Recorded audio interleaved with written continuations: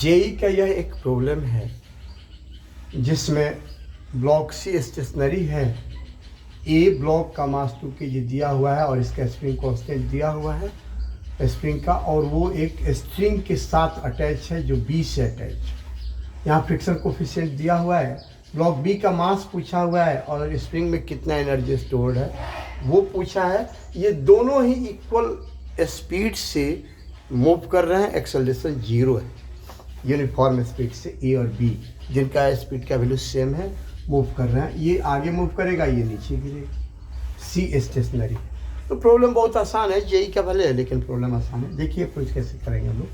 पहले ए के लिए देखेंगे तो ए पर 2G फोर्स कहाँ की ओर होगा, नीचे की ओर।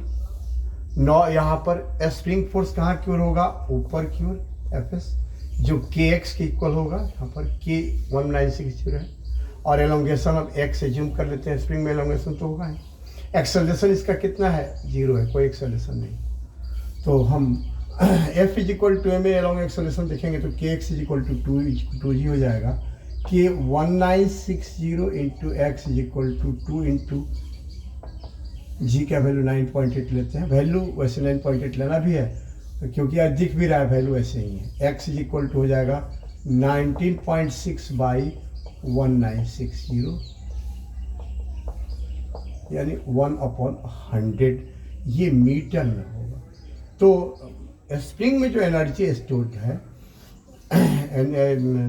स्प्रिंग एनर्जी वो हो जाएगा spring energy is equal to, जो पोटेंशियल एनर्जी के फॉर्म में ही होगा, U = ½ into 1960 kx², ½ kx² into 1/100 का स्क्वायर हो जाएगा। यही हो गया स्प्रिंग में स्टोर्ड एनर्जी। ये सीधे कैलकुलेशन बहुत आसान है, इतना जूल है। दूसरा क्वेश्चन इससे पूछा हुआ है कि बी ब्लॉक का मास कितना है, वो भी आसान ही है, दिख ही रहा होगा आप लोगों को। जितना स्प्रिंग में फोर्स क्रिएट होगा उतना ही टेंशन होगा स्प्रिंग में, यानी T = टेंशन T = हो जाएगा Fs के। यही है। तो क्लियर है कि यूनिफॉर्म स्पीड है तो इसका फ्रीवेयर डायग्राम बनाने की जरूरत ही नहीं है। आगे की ओर फोर्स और पीछे की ओर फ्रिक्शनल फोर्स दोनों सेम होंगे।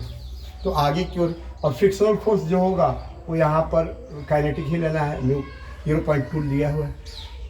तो आगे की ओर फोर्स kx होगा, k 1960 इंटू x एलोंगेशन 1/100 है यहाँ पर, इज इक्वल टू पीछे की ओर μmg होगा तो 0.2 m और g का वैल्यू यहाँ पर 9.8 फ्रिक्शन।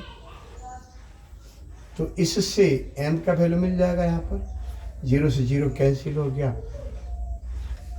m = 196/10 इंटू 1/0.2 इंटू 9.8, ये दिख रहा है यहाँ पर। तो 0.2 इंटू 10 तो ये 2 हो जाएगा यहाँ पर, और 2 से ये कैंसिल होगा तो ये 98 होगा, और 9.8 से ये कैंसिल होगा तो 10 हो जाएगा। तो m = हो जाएगा 10 kg। ऐसे यहाँ भी एनर्जी कैलकुलेट कर लेंगे। ठीक है, ठीक है। अच्छे वीडियोज के साथ नेक्स्ट वीडियो में मिलते हैं जेईई और नीट पर्पस से। Thank you Babu.